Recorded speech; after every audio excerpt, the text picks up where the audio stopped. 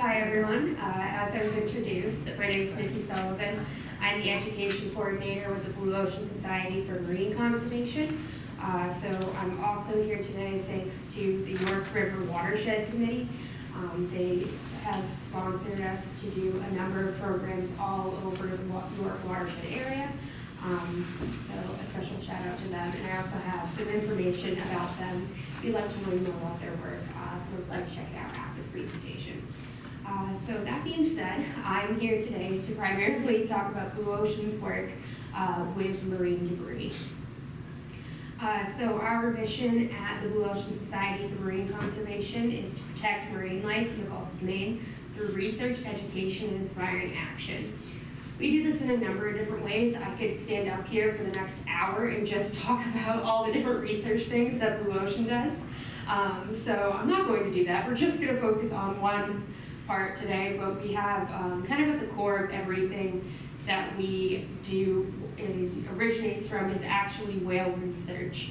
So our nonprofit organization was started by two friends who met on a whale watch internship, and they were collecting whale research data on an area called Jeffrey's Ledge. So there's this tiny little part of the Gulf of Maine that is an underwater mountain range or ridge that is a home to a plethora of marine life and a major feeding ground for whales. And basically in the early 90s, nobody was studying it. No one had ever studied the whales there. They were focused on, northern Maine and Cape Cod, but nobody was studying this feeding ground. So they started collecting data, and it was kind of getting shoved to the back of the drawer back then, so before all the computers, data, and it was getting put on sheets and shoved into the back of the drawer of all these other organizations. And they said, you know what, why don't we do something with it?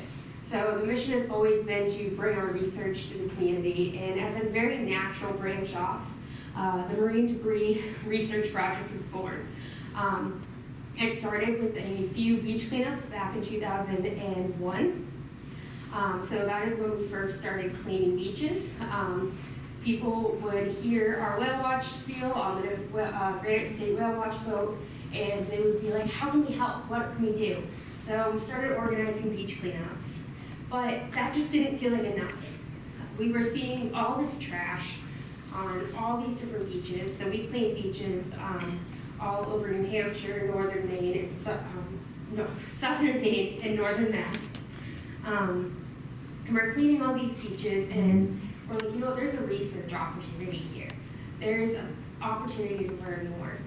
So what we started doing is, on our beach cleanups, they run a little bit different than a beach cleanup you may have done with another organization or on your own. So every time you pick up a piece of trash, it gets logged on a data sheet. And so we want to know exactly, not that we picked up cigarette butts and bottle caps, but how many bottle caps, how many cigarette butts, how many plastic wrappers. And this lets us better understand what's ending up on the beaches so we can work in our education programs to prevent it from getting there in the first place. It also lets us know, as far as our whale research goes, what are the threats to the animals out in the waters. So what are the exact objects that could be getting washed out to sea? So we not only study this on the land, but we also study it on the water when we're out on the boats as well. And we're able to compare the two study sites and see how trash is moving through our ecosystem. So that's what we're going to talk about today. I'll go into a little bit more details about our program as well. So we have to start at the beginning. So how is the trash ending up on the beach?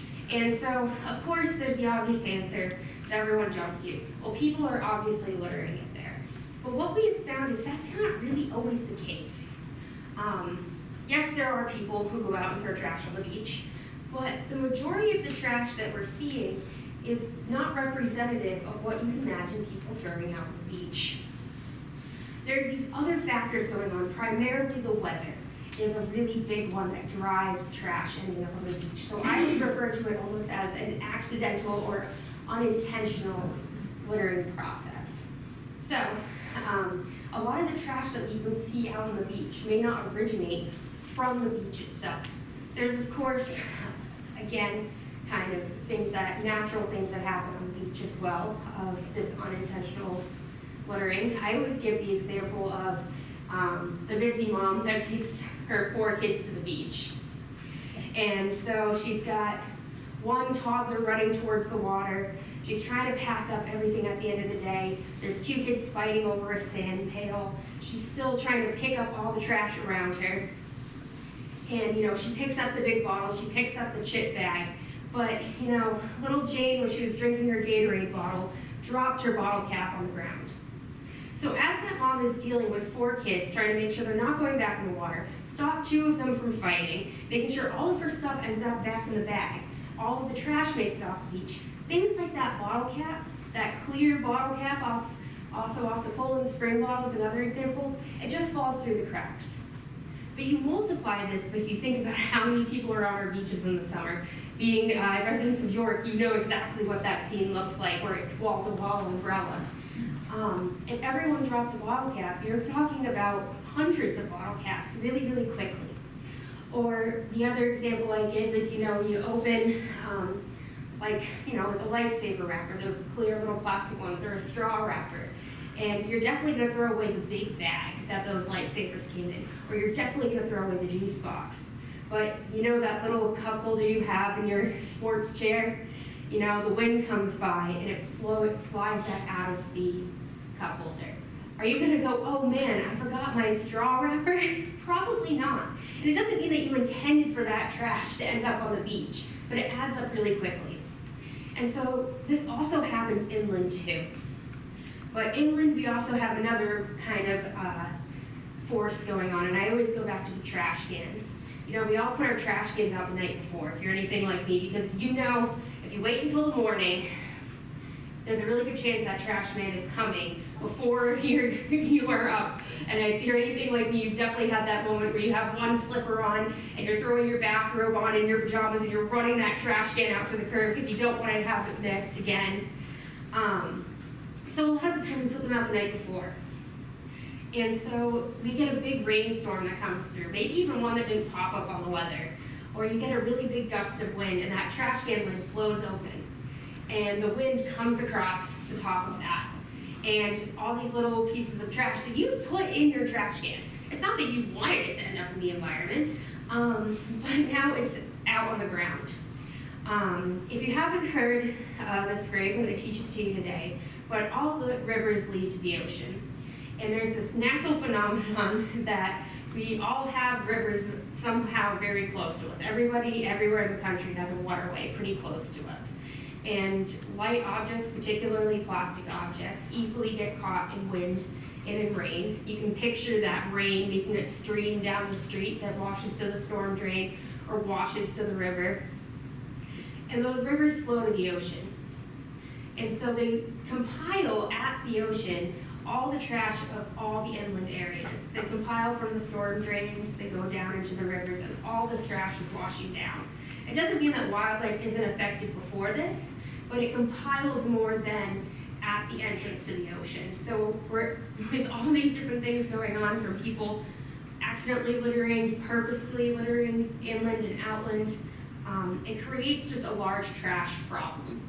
And so the more items you have, the more probability this will happen as well. And if you just think about just your house alone, how much trash you probably throw out a week. If everybody loses a few pieces of trash out of their trash can, it adds up really, really quickly. So that, in short, is how the trash gets there. And so when we talk also about climate and we're seeing an increase in storms, an increase of weather patterns, this likeliness of this trash moving is increasing all the time. So, but why should we clean beaches? So why should we care that the trash is there? The biggest one, especially from the Blue Ocean's point of view, is negative impacts on wildlife. So we divide this into 4 different categories. So definitely one of the most famous is ingestion. So this is when animals mistake items as natural food sources and they physically swallow it. So this can either lead to impaction in the bowel, in the throat, causing an actual choking incident. It could cause impaction in the bowel, so basically nothing is able to move through the digestive tract. Or when we talk about whales, whales have a very large digestive tract. And they are filter feeders, a lot of them. So as they take in these small amounts of plastic, and the plastic can't be digested, it sits in their stomach. And so what we're seeing with a lot of whales, they need a lot of calories every year. Whales are migratory, so when they're in our area in the Gulf of Maine, they're eating large amounts of food for their long journey down to the Dominican Republic or Caribbean area. Often our humpbacks are often seen, for example, in the Turks and Caicos each spring or winter, so they're there right now. And during that time, they're all the way down there, they're not eating. So all of the food that they get, they have to get in the summer, and they store that as blubber. So if they have plastic in their stomachs, it prevents how much food they are actually able to create into blubber and create into energy, because it's just in the way. So they're gonna feel full first because the plastic's in there, and it's gonna trick their brains into thinking they don't need much more food, when actually it could be a few thousand pounds of food they're missing out on in a season. Also with ingestion, it introduce different chemicals into their bodies that are, there are some studies being done where we're seeing issues with marine mammals' endocrine systems, decreases in birth rates and different things like that, as well because of ingestion of these plastics or chemically based materials. The next one, which is pictured here, is an example of entanglement. Entanglement happens all across the animal kingdom from a bird like this. So this is actually a northern gannet. They're one of my favorite birds. They're known for this behavior called plunge diving. So what they'll do is they'll fold those large wings in and they'll free fall straight down into the water like a diver. Imagine going off of a diving board and dive super far down, grab a fish, and come all the way back up out of the water. Super impressive. So my boss is actually photographing this bird, and all of a sudden she got home, she put this picture up on her computer screen, and you can see that line coming off of its foot. So this is most likely a monofilament fishing line, pictured down near the bottom, and it usually has some sort of hook or lure attached to it. And so while entanglements can definitely be deadly, if you think about whale entanglement in particular, it can definitely weigh animals and tether them to the bottom of the ocean. It can slow down their ability in the environment to swim the way they want to. It can constrict limbs, all that horrible stuff. But it can actually lead to something else we often don't think about. And that is my next category, which is a non-lethal injury. So this bird is an example of a non-lethal injury. So a non-lethal injury is, as it sounds, it's an injury that's non-lethal. So when we're talking about ingestion, and like a choking incident or an impaction of the bowel, that's very direct. Like they've ingested the plastic, or they've ingested, I don't know, the metal can, and it's now plugged in their system and they die. Obviously this bird is living just fine, right? Remember, we said we were watching it dive and do all these different things. But the problem becomes, as that monofilament line tightens around the bird's leg, it's going to wear down at the skin. When it wears down at the skin now becomes exposed to the air. And if you've ever been around birds poop a lot, and they're quite gross. I love birds, but they're quite gross. So all of that natural behavior, especially around nesting sites, leaves them open to infection.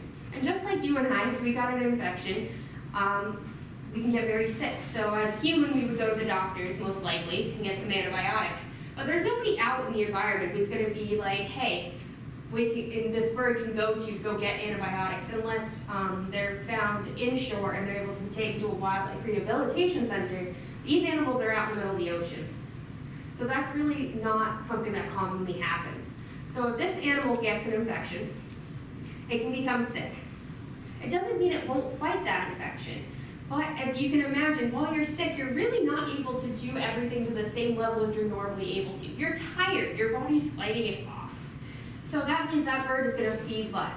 It's not gonna do that plunge dive behavior as much. And so it's just not going to be able to fulfill its ecosystem needs and its own self needs to the way it should. And when you put that across an entire scale of an ecosystem of all different animals not fulfilling their right ecosystem needs, and they're not fulfilling their own health needs, you're going to see fluctuations in the population, and you're going to see a slowdown in production of things like reproduction, and it's really going to affect your population numbers as well. There's also just regular pollution as well that comes with trash. There's chemicals that leak out of the trash, like I mentioned before. It can cause surface burns on the animal's skin, cause internal burns. It can upset different metabolic systems. And so altogether, trash is just a big problem for not only wildlife, but us as well. These are two examples of trash and work. So this is a X-ray of a sea turtle, and I actually saw this on Facebook, and I found this picture so incredibly crazy. So this is from the North Carolina Aquarium on Roanoke Island, and they work with a program called NEST to help sea turtles out in the Carolinas. And the sea turtle's name is Lucky Duck, and the reason is because he came in extremely sick, and this is actually from this past June in 2025. He became seriously sick, and upon x-rays, if you guys can notice all of those tiny little dots in here, that is all plastic in the sea turtle's digestive tract. And here's all of the plastic this sea turtle ejected or pooped out while in care. So this is all plastic that had been ingested by this animal, and then it's passed. I found this so crazy to see it actually out on a tray of how much plastic could be in a small animal. Over on the next picture next door to it is a picture from the Marine Mammals of Maine organization. So they often deal with studying animals that have been stranded or washed up, and do necropsies on the animals after they have passed, study why they have died. This dolphin in particular was found with 3 balloons in its digestive tract, and it is believed to be the reason that this animal passed. So this is another really great example of that direct lethal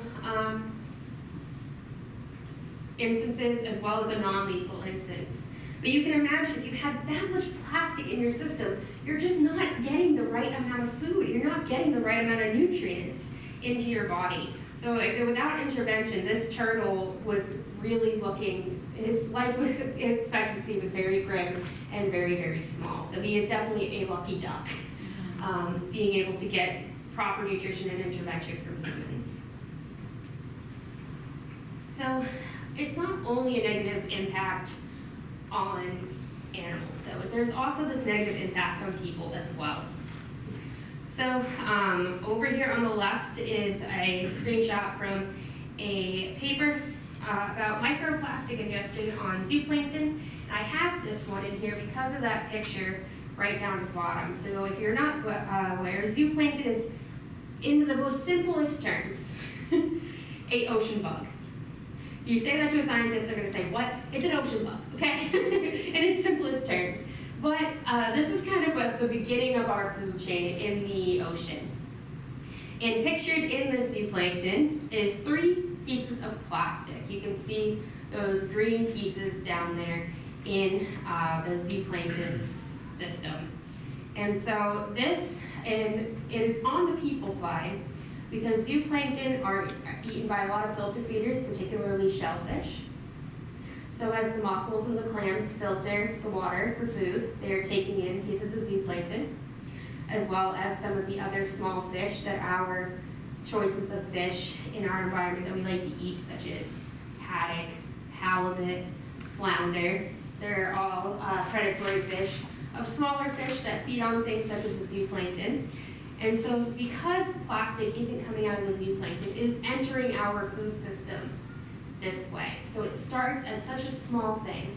But if you think about it, this is like under a microscope picture. So the amount of zooplankton that these animals are eating is up into the hundreds over a lifetime. But every single time that mussel eats a zooplankton, let's say each one has just 3 pieces of plastic. If it eats just 5 zooplankton, it already has 15 pieces of microplastics in its system. So just with that small amount, then you come by and eat the mussel. Now you have 15 pieces of microplastics in your system now. And so that's a process called bioaccumulation.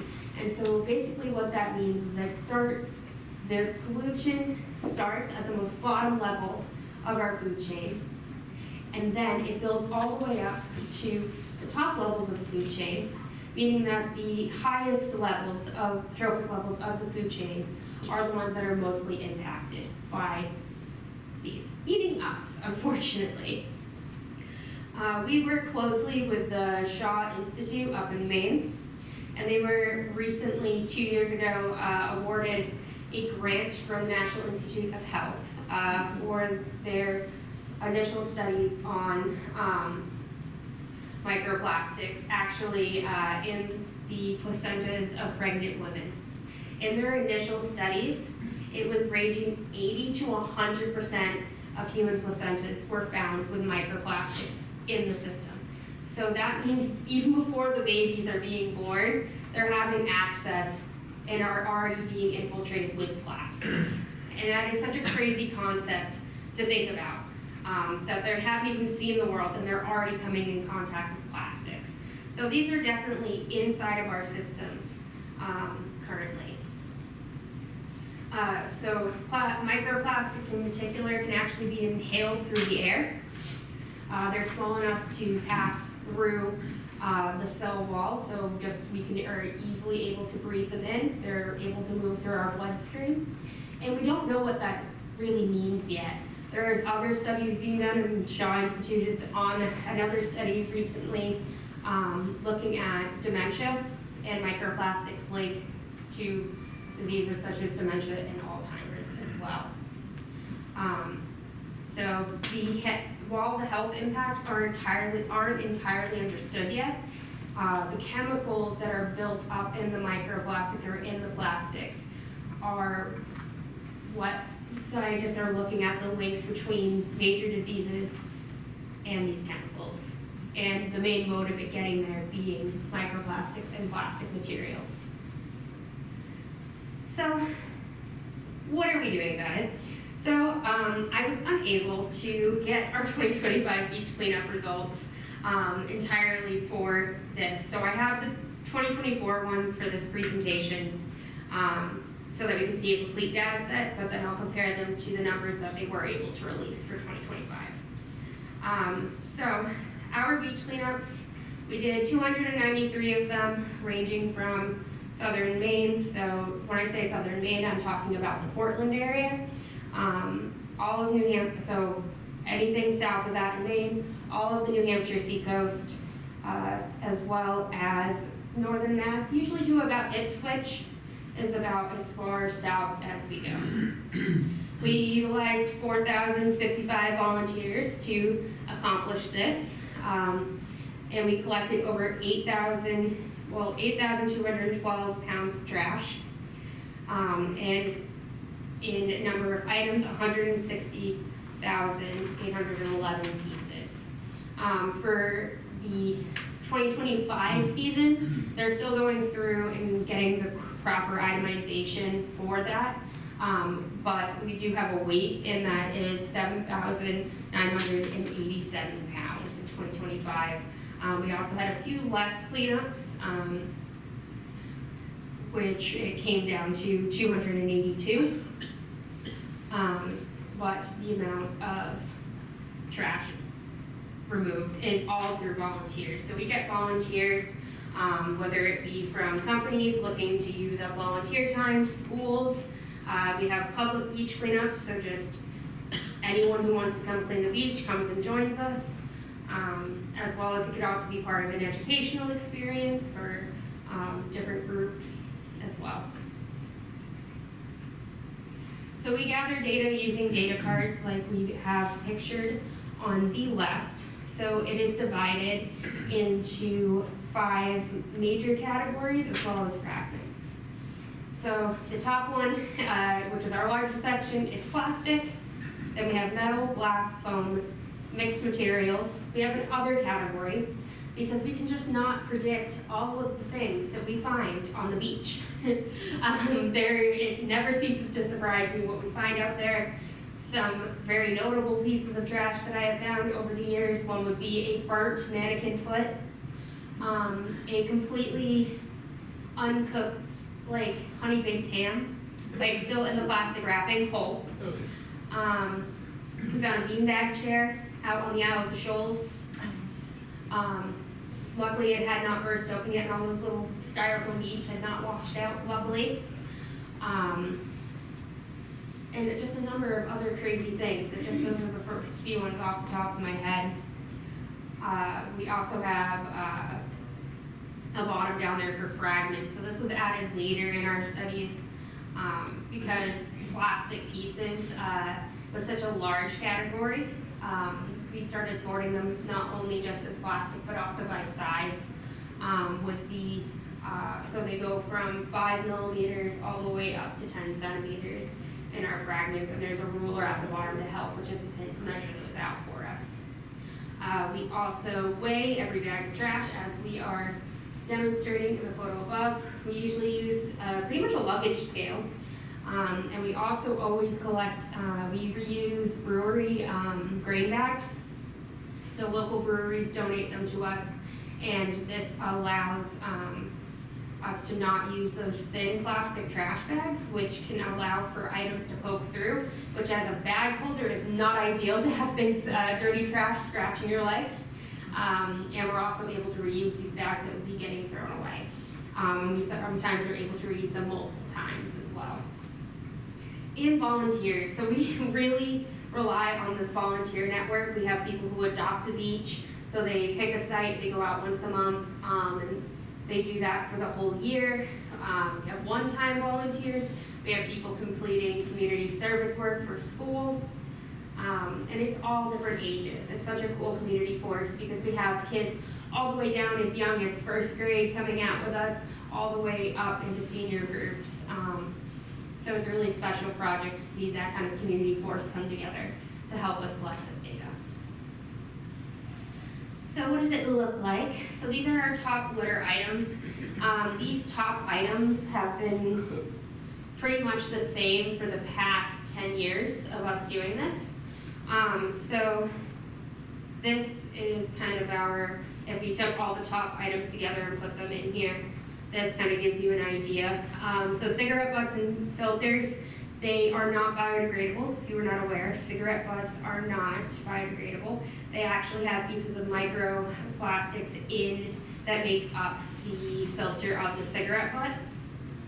So the tobacco itself is biodegradable, but the end part is not. That is always one of our top items. It's usually in the top 3 every single year. Plastic pieces, so this is going into that fragment section that we added of 5 millimeters or less. So that would be categorized, a lot of those, as a microplastic, as well as plastic pieces, 5 millimeters to 2.5 centimeters. So not exactly a microplastic, but not a macroplastic either.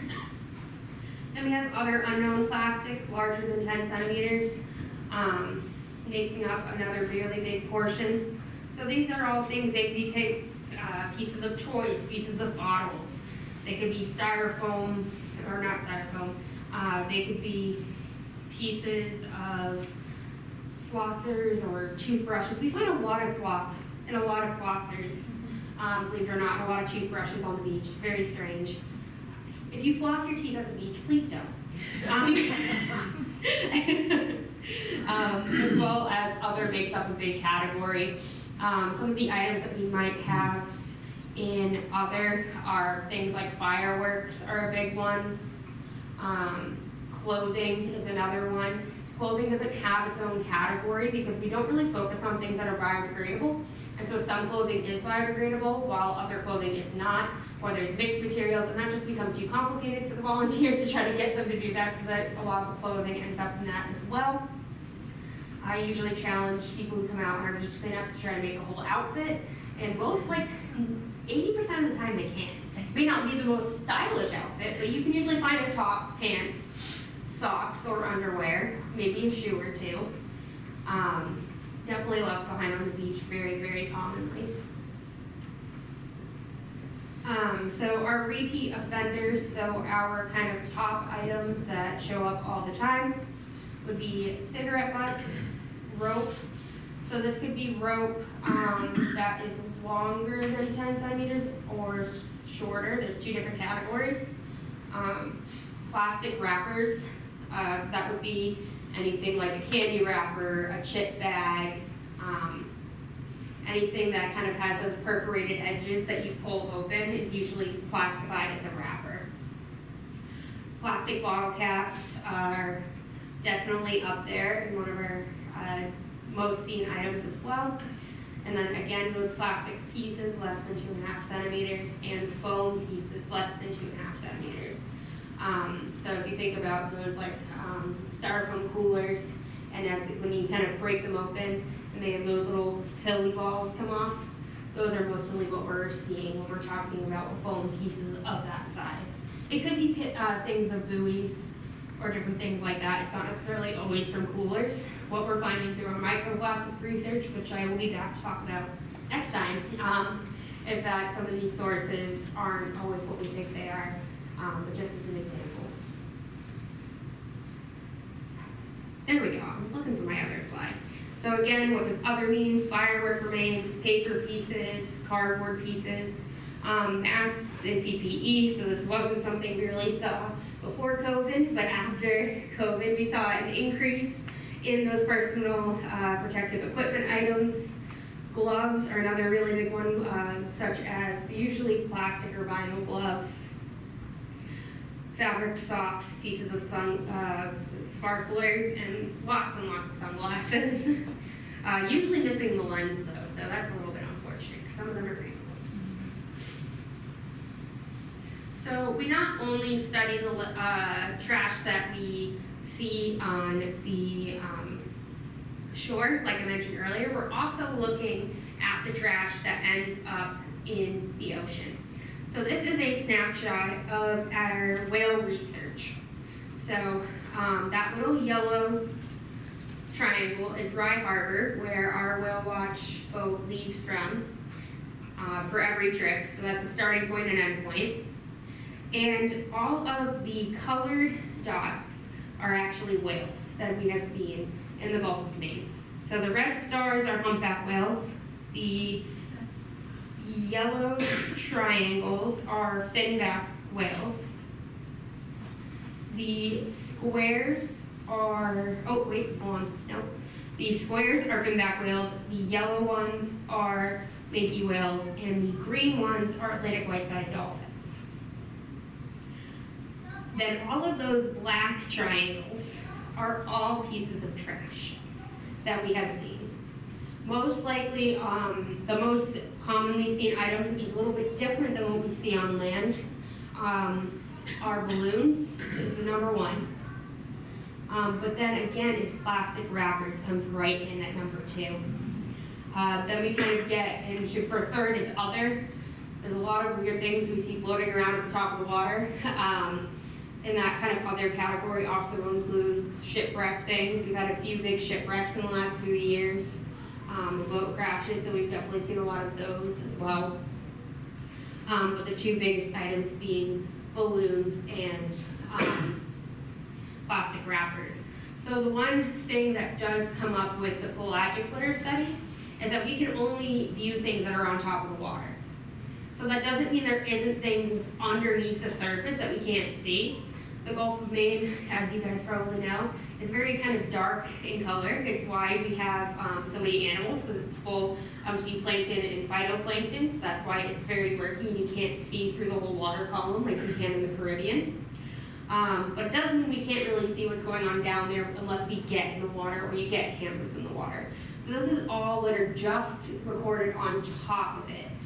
So this includes over 200 different items that were recorded on the top of the water. Also, with all of our trips, we're going again where the whales are. We work with a commercial whale watch company, so that doesn't mean that we're doing necessarily like a research grid through this where you go through the study area very methodically. We're going where the whales are, which it can be a little bit limiting.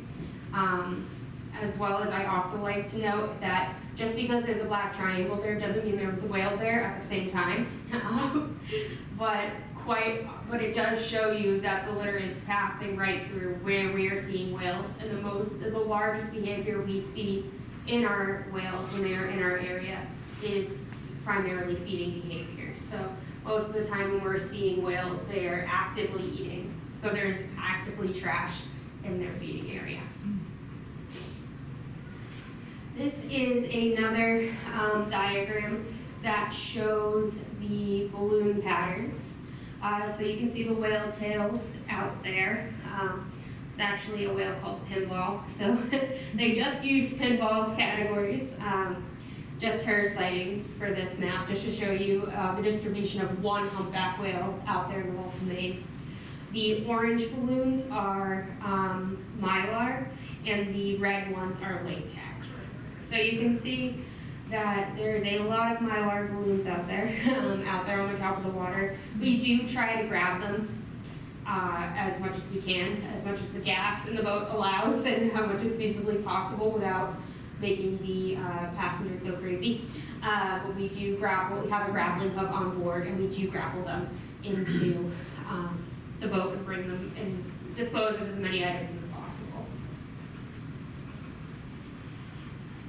So, how can you get involved? How can you help us? And help yourselves? So we have a number of volunteer opportunities. So if you've been very moved by the presentation and want to get involved, join our beach cleanups. So you can book a self-led one for a group. If you have a group that you're either part of Gardeners Club, church group, maybe a library group, I don't know, Girl Scout troop, school group, really just any sort of group of people that come together, and you all want to go out and clean a beach, we have an online booking form. You can request what beach, what day you would like. We do them any day but Sundays because we need some time off. We have to give the beach cleaners some time off. Or you can join one of our public ones if you don't have a group. There will actually be, in the next month or two, there will be starting to be ones around York in particular, thanks to the York River Stewardship Committee. Thanks to them, we are going to be expanding monthly cleanups starting this spring in York in either short stands or long stands or both. So that will be coming nearby as well. We also take volunteers to help with microplastic sorting and sampling, which I will get to in my next presentation. But we sample a number of different beaches, particularly in New Hampshire, looking to expand into Maine as well. We sample a number of different beaches, and then we also need people to come help us sort those samples. So we have to pick out the sand and the biomaterial from the inorganic, or organic material from the inorganic material. And we actually send that to the Shaw Institute, who forensic analysis it with special machines that can tell us exactly the origin of those microplastics. We also need help with education programs and events, as well as we take people to help us with mailings and all different things like that. If you know anyone, or if you're interested yourself, we also hire interns every single summer. We have a number of Whale Watch interns that work out on the Whale Watch, actually helping us collect data. We have marine debris internships and volunteer positions, as well as we have educators on Hampton Beach that we are always looking for, volunteer or paid. You can also join our next beach cleanup. So the next one that we have for the public is March 7th at Hampton Beach, 10 to 12. You can sign up on our website, and that has all of the details if you are so moved to come join us. We also have our Blue Ocean Symposium coming up. This is pretty close to you guys. So this is a unique opportunity where anyone from the community, usually symposiums are limited to scientists or people in the kind of in the career field, but at this event, it's open to anyone in the community, and we have all different local scientists that are working on a number of different projects, or it could be anything. Our theme this year focuses mostly on microplastics and climate change. So we have a number of different speakers, and so it runs from 9:30 a.m. to 4 p.m., It includes like a small breakfast, coffee hour, as well as lunch. It's also virtual as well if you're not able to attend in person, but this is at the Stark Theater in Kittery, Maine. So not too far from here. And then the thought I always like to leave with at the end is how can you reduce plastic in your life? So going back to kind of all of the different heavy data I showed you, the majority of that was plastic. And it's getting washed down into our oceans. So if we can stop it in its tracks before it gets there, that is the best way to go about it. Single-use plastics are definitely the kind of the top contender to try to get rid of. I always kind of point out that, you know, there's a lot of great things that plastic is made out of. Like, I'm not out here saying that you should go home and throw out every single thing in your house that's plastic, because that's not realistic. There's some great things that are made out of plastic, and if we didn't have them made out of plastic, they probably wouldn't be affordable. But the problem is that it's material that doesn't go away, and we use it as a disposable material when it's something that has a lot of longevity. So when possible, trying to think about, does that plastic item come in a wood, metal, or an alternative biodegradable material? A lot of things now are being made out of bamboo instead, or compostable things. So instead of buying traditional paper plates that are coated in plastic, they actually make compostable ones now that you could, even if you send them to a dump, they're more likely to be broken down than if you sent the plastic coated ones. Here in Maine, you guys are doing better than New Hampshire. We still don't have a plastic bag ban. But that's another huge one, is just getting rid of those. Not releasing balloons into the environment, or choosing to not use balloons at all. I know don't come to me. But there's a number of different things that you can do. And you know, it's not always about trying to do everything. It's just trying to take small acts, and those small acts add up. Just by switching to a reusable water bottle, you can think about how many bottle caps aren't ending up back in the ocean. You know, when they go through the recycling plant, it's more likely that that bottle is going to be recycled, but as the plastic bottle caps float around, they easily fall through the machines, or they easily fly out of the trucks on the transport. So if we can just reduce something as simple as how many plastic bottles we use, it can make a really, really big impact. So I challenge you to go home, kind of look around, and say, what can we get rid of? But also, what could you reuse? That's another big thing. So it's such a cool material that has so many uses. You can make an art project, you can build something out of it. One thing we've always done at my house, not anymore, but when we did have chickens, we used to cut the milk container in half, and that becomes a really great scoop. Wash it out first so it doesn't smell. But I challenge you to also try to get creative. Instead of going out and buying a plastic scoop, can you cut something up and make it into a plastic scoop? Save yourself some money, and you help the environment as well. That being said, again, want to thank the York Library for having me, as well as the York River Stewardship Committee. I keep messing up their name, I feel horrible.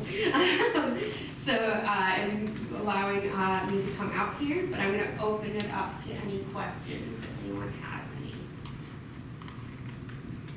Yeah. That thing on the 27th, did you just find it on your website? Yes, and I have stickers that have our website on them if you would like to take one with you so you can remember it. So if you go under our events calendar and you go to the date and you click on it, you'll be able to register right through there. It's free to register. We just like to know how many people are coming so we can make sure we have enough materials for everyone. Yeah. Is there an area on the coast that you found that trash seems to collect significantly more than other areas because of how the ocean is swirling, or tides and stuff like that? Do you find that? Yeah, there's definitely beaches that have more trash than other ones.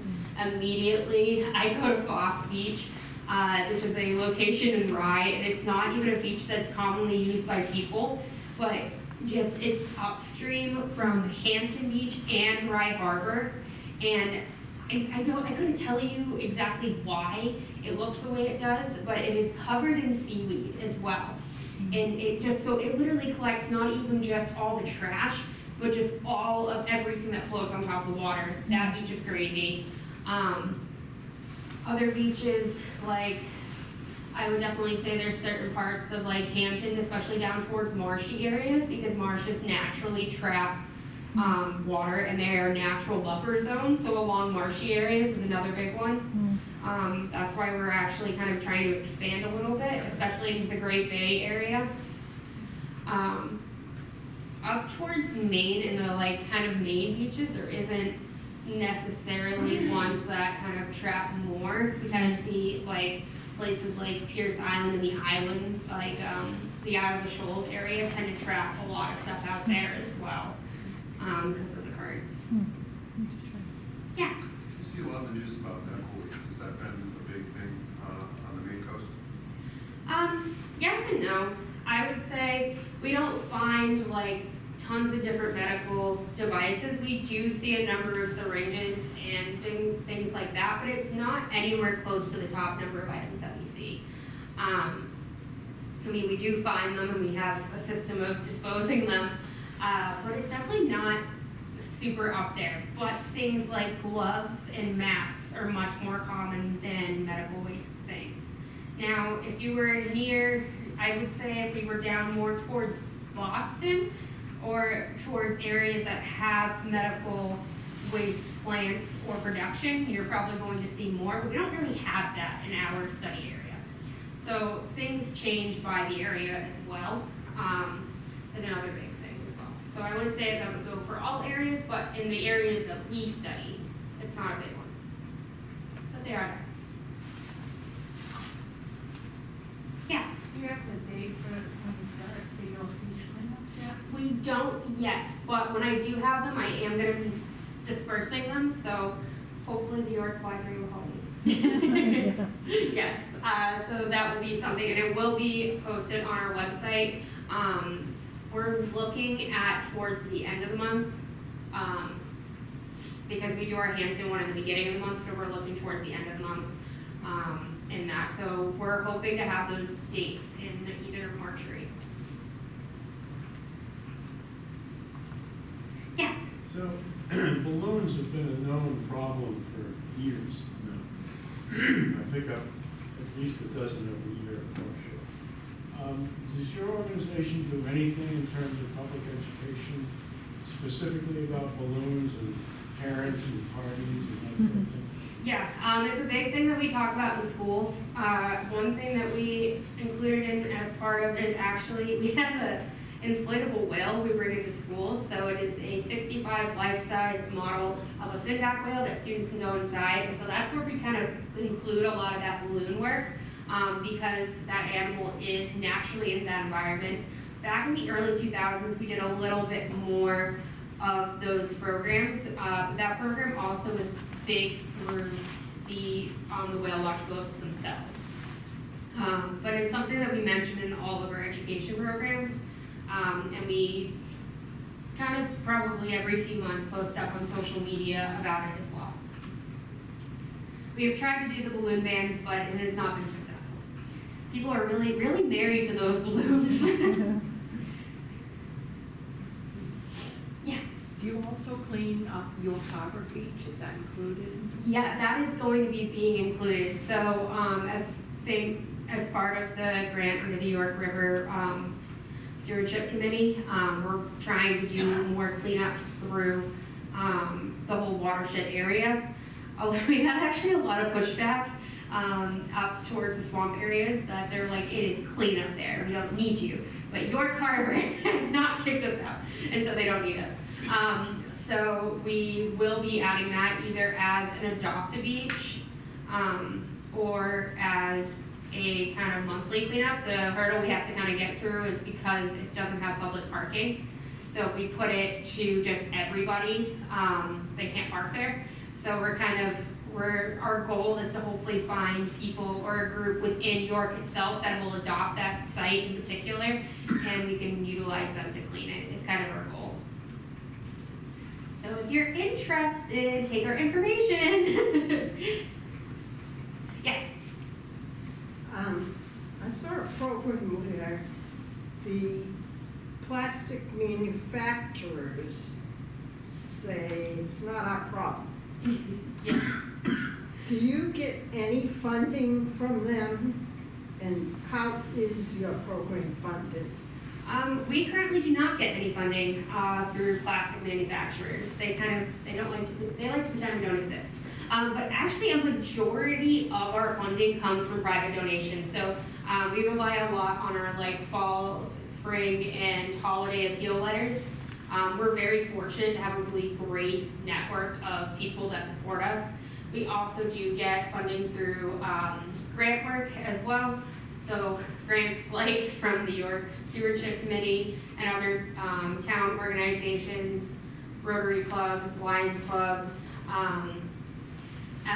We did at one time get more government grants, but we're not really going to be looking at relying on that in the future, fortunately. We still do have one right now that we're still working under to remove fishing gear, actually, from the Isles of Shoals in particular, as well as Great Bay. So under the gear team coming out through NOAA, so we're holding on to that one as long as we can.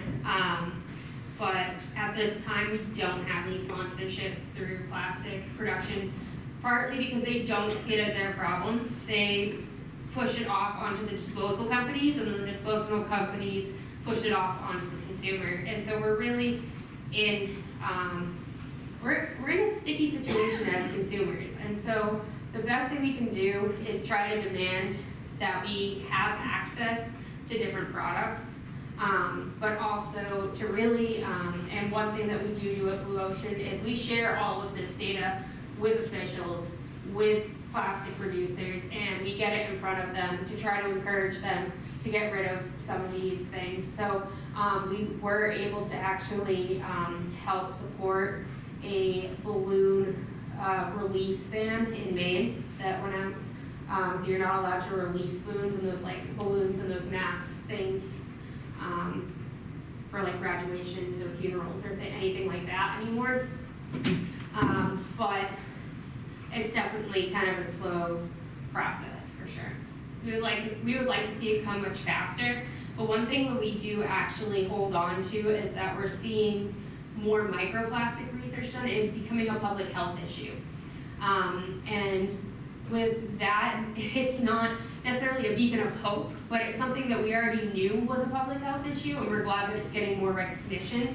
So we're hoping there's going to be more traction through those channels as well, because the National Institute of Health is getting on top of it. So we're hoping there's also going to be more grant work to actually remove it coming out of there as well as different subsidies, hopefully, for companies that are choosing to not use traditional plastics over other ones. Yeah. So thanks for your presentation. Really thought-provoking, a lot in terms of sort of addressing the problem at the source versus the symptom. And you guys do such a phenomenal job with the beach cleanups, but that's kind of the symptom of the problem. It's not the source. I guess it's maybe a two-part question based on your first answer. How much trash that we find on the beach, you talked about it not necessarily being generated by people who are going to the beach, but the mishaps happen. There's also trash that sort of is sourced from the ocean, right? Something blows overboard of a cruise ship or something like that, or, even more intentionally, people dumping in the ocean, whatever. But I imagine, based on your presentation, most of it is kind of land-based. It starts on the land. So do you have a sense, do researchers have a sense, is that 80% of the trash that's on the beach, or 99% comes from inland? And then I just have a follow-up if you do or don't have an answer to that question. Yeah, so that's something that we're definitely working on. And so that's kind of where the microplastic research has kind of come in. Because of the microplastic research in particular, it being a smaller sample, we're able to test that more efficiently. Because so if we were going to try to keep all the trash and study exactly where it came from, you would get into all these crazy costs as a nonprofit of storing all the trash. So with the microplastics, we're actually able to kind of use that forensic science and start tracing it backwards to kind of fill that in. There are different studies that not through us going on that are trying to quantify that more, but nothing has really kind of come of it. It's something I think that we're kind of getting into in the second wave. I would say as far as what we're doing to try to kind of combat that is actually through our education programs. So in the past 5 years, we've kind of upped our education offerings. So it used to just be our education center on Hampton Beach and the whale programs, and we kind of were very coastal. Right now we're working on getting a number of grants inland to start bringing particularly this presentation. We just released a marine debris art program where we're taking the trash from the beach, cleaning it, and then making it into artwork and usable artwork. And so that's kind of the avenue we've chosen to go with it, just because as a nonprofit trying to store all the trash and all the equipment costs we need just isn't realistic for us. So we're kind of actually going more of an education route. I'm good, thank you very much. Yeah. What about all the cruise ships that dump their trash into the ocean? I mean, there's millions of them. Yeah, that is definitely a huge issue. How do you stop that? And how That do is you a big get one. And it's really what it's gonna come down to is that lawmakers and things are going to have to put laws on the cruise ships to develop and say that they can't do that. We also, as an organization, have talked about, like when we think about that accidental or incidental littering, how much of it is people just sitting on the boat and the wind coming by and blowing stuff off. And so really somebody's gonna have to hold them accountable at some point. It's really a big problem. It is a big problem. It's absolutely a big problem, and somebody's gonna have to at some point hold them responsible for it. And I think where that's gonna come from is it being recognized that it's more of a public health issue and not just a wildlife issue. Because I think when you think back to the early campaigns, like I'm sure you can all remember when, you know, the 6-ring plastic things, you remember the image of the duck with it around its neck or the turtle around it, and then everybody started cutting those up. It's really gonna take it, but it really wasn't brought into how it affects humans, and that bridge really hasn't been made. And so I think as we build that bridge from it not just being a wildlife problem and not just being a wild problem, and it actually being a problem that affects humans, I think there's gonna be a lot more traction hopefully in the future to stopping these major issues like that. Because if people are seeing it like, no, plastic actually does cause dementia, I think there's gonna be a lot different look at it, how we're littering, and how it might affect, especially pregnancy in women, or these different things. Like, as much as I care about whales, I know there's a large percent of the population that really couldn't care less about the whale. And why does that matter to them?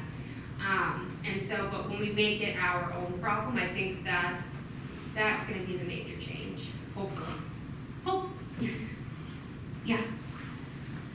I truly agree that plastics are a health problem.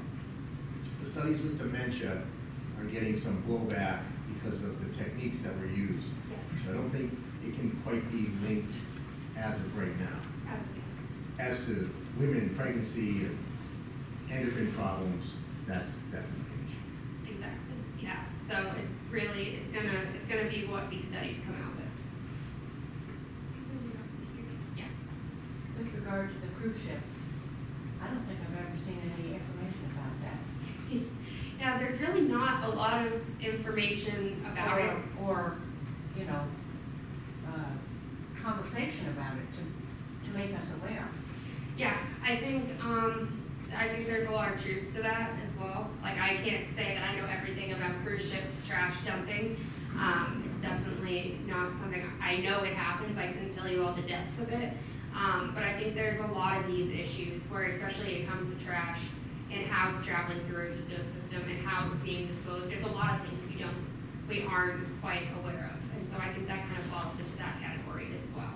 So it's not on your website, No. nothing about, yeah, see, Yeah, no, it's not something that we're at this moment able to really track, like this trash comes from a cruise ship, and this has been washed up, and this is coming from 60 miles inland, but it is something that we hope to see more tracking of in the future. We do track other items, and I've used other items to track how it moves through an ecosystem. So there was the hook set disc spill of 2011, its 25th, I think, yeah. One of its anniversaries is coming up on March 6th, where 4 million of these plastic discs flowed out of the Hooksett water treatment plant out into the ocean. And we have been tracking them since then on all of our beach cleanups and through the public. So if you find one, you can report a disc, and we have a mapping system of how those things are moving. And then there's also another project we're part of with the Central Coastal Studies with lobster tags. So there's these lobster band tags that go around the actual track themselves, and they have an identification number that lets you know what harbor the boat that holds the tracks is from, and what state, and can kind of give you an area of where they left from, and that's part of Fish and Game's tracking for the tracks. And so they're actually, we send them all over, and they're able to track based on the location of where the track left or what their home harbor is compared to where we're finding them, and seeing how trash is moving. So we're studying it, but not directly from things like cruise ships, because they don't have an identifying thing that like necessarily like this is where that's come from. There's certain spills that have happened. There was a rubber ducky one that happened quite a few years ago. There was these little surfer dudes. And so there's kind of these like controlled spills where we know exactly where they happen. We can track them that way. That kind of gives us a better insight. But unless there's something identifiable on these pieces of trash, it's hard for us to track it back to exactly where it came from. We can make really good ideas based off of the type of trash that we're seeing, and by kind of looking at human behavior on the beach as well. Yes? You mentioned a few minutes ago about processing and storing the trash that you found as you're analyzing it. And how long does it take? Say you had 8,200 pounds of trash in 2024. How long does that take? And then what? Is it shipped off to the landfill? That's one thing we're dealing with right now, is that a lot of it is shipped off to the landfill. But actually, we're really excited about this. We've just hooked up with the New Hampshire Art Association. And they, for the next 6 months, so our major part of our cleanup season, are going to be taking all of our trash and making it into art. So we are trying to find solutions, because that has been one big thing that bothers everyone that works at the nonprofit, is that we wish we had somewhere we could really like see it recycled. We do recycle fishing line and have fishing line recycling. This is what I said, I could be up here for an hour and talk about all the different things we do. We do have a fishing line recycling program where they actually take it to Harvard and they spin it back into filament and reuse it across different programs and different things like that, and resell it back to manufacturers. But that is something that we're constantly trying to figure out solutions for. So we're very excited about the art program. That's why we started an art program as well, to try to get people to think about how they can reuse plastic, but also actually getting it to be reused. We're particularly focusing on fragments and other small pieces of plastic that would be most likely to get right back into the ocean, because different from the macroplastic. We try to recycle things when we can, but the problem is a lot of the stuff that we collect is so beyond recyclable, because it's been worn down by salt, that it will most likely end up back to the landfill anyway, and just different costs. But it's something that we're always working towards as well. You guys have very good questions. Any other questions? All right, awesome. Thank you guys so much for allowing me to talk to you about trash.